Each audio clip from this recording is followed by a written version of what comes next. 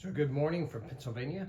A little chillier outside today, so waiting for the sun to come up before I go out on a morning walk. Maybe it'll be a little warmer. Thought I'd give you a short update and talk a little bit about the combat phase because there are mostly similarities utilizing the Global 36 rules, but for continuity with Global 14 and for some changes in how we wanted this game to proceed, I want to talk about three specific things. But first, Tim and I are currently just starting a two-player game. We played 4 phases. No, we played three phases of the, we're going to start the 4th one when he gets here. The prequel, and the prequel is actually related to the combat phases, but I wanted to quickly mention the diplomacy. So there's 2 players, British and German, and you may wonder, well, what about the other 3 major powers? In this game, and anytime you play less than 5 players, we're going to call those non-aligned major powers. Sort of a new term, but basically like a minor power with a reference sheet, it's a major power with a reference sheet. And with that, you may align them. Also, like those minor powers that have a reference sheet, remember there's 4 of those. That includes Ottomans, Austrians, Italy, and Japan. Like those 4 powers, you can only align one of them. One of those non-aligned major powers. Currently, Britain is working hard to get the US to join their side, and Germany's working hard to get France. Both of us probably made our choices based on our secret national objectives and random objectives, this is the first game we're truly playing where neither one of us knows where the other is headed. Remember, that was selected prior to the start of the game. So what about the Russians? I mean, they're just sitting there, they're at neutral.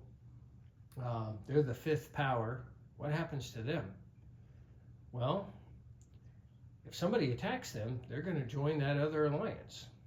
Even if that other alliance is maybe move them somewhere on the diplomacy chart. Don't know why they would, because they can't actually align them.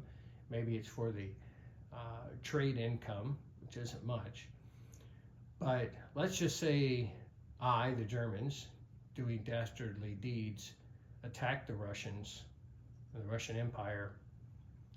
That would throw them squarely into the British alliance. Now, if the British have not aligned the US yet, then they would become the 2nd major power in that alliance, and that would stop the US alignment. So there's potential there, and that's the mechanics and how we worked it out so far. We did add to the IPP sheet, you see the major country flags up here, starting with Germany across the left-hand side. Should a power go to war with them, one way to keep up with that, we found that was important. Should, say, America be at war with Germany, you can just place your roundel there and you have your declaration of war, and you have a physical reminder of that. All right, so the combat phase. So during the prequel, in global empires, you can conduct border clashes, exactly as written about border clashes in the Global 36 rules. It's just that we wanted to have the opportunity for the 5 countries to do something other than spend money and conduct diplomacy. So that's first. The second is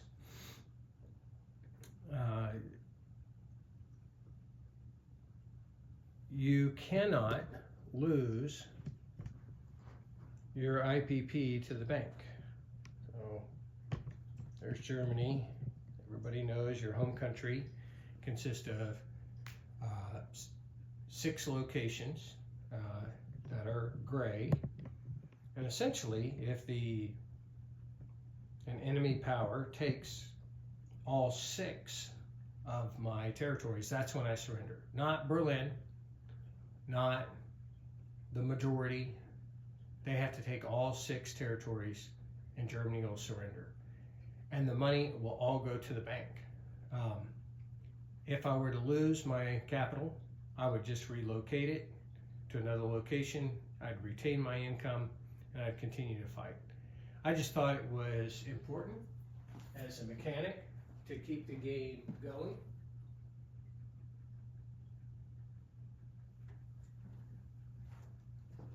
And so we've made that a rule for all the countries. The US would obviously be very difficult to knock out of the game, and the Russians all but impossible. But that's kind of historical, right? So that's how you knock another nation out of the war, or at least cripple them. And lastly, trench lines. As a continuity from Global 14 into Global 36, trench lines still exist. They are part of the game. They will become less relevant over time, even once you have defense in depth. They will be less relevant with armor and combined arms and other technology that can quickly overwhelm the defender.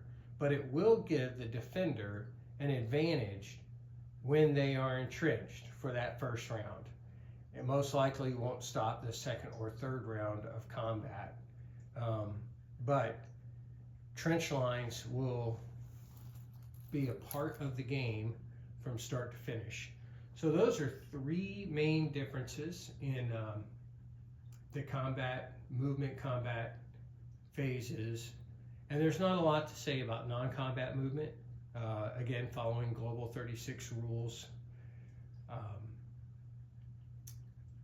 with possibly one exception: strategic naval movement. In Global 36 version 4, they came up with a scheme utilizing ports, minor and major, in order to trace the supply path and Lend-Lease path.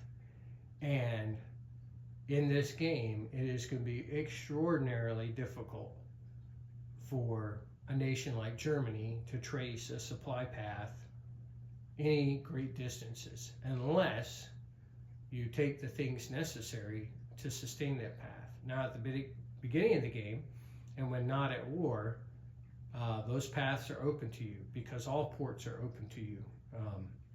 Maybe a clarification that they didn't have in either 14 or 36 rules. The world is experiencing tension, but they're not at war. Ports are not closed to you until you go to war with another power, minor or major. And that's when ports will start closing to you.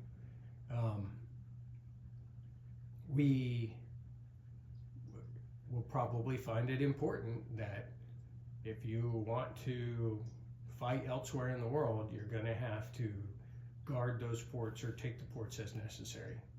So anyways, there you have it. Those are some updates for you on Global Empires. We'll continue this 2-player game. I will tell you the prequel that we went through last night, the 2 of us, in probably half an hour. Very quick. It'll be interesting to see what the turns look like now as we proceed through today. So again, hope you are having wonderful holidays. And we look forward to updating and continuing the development of this game.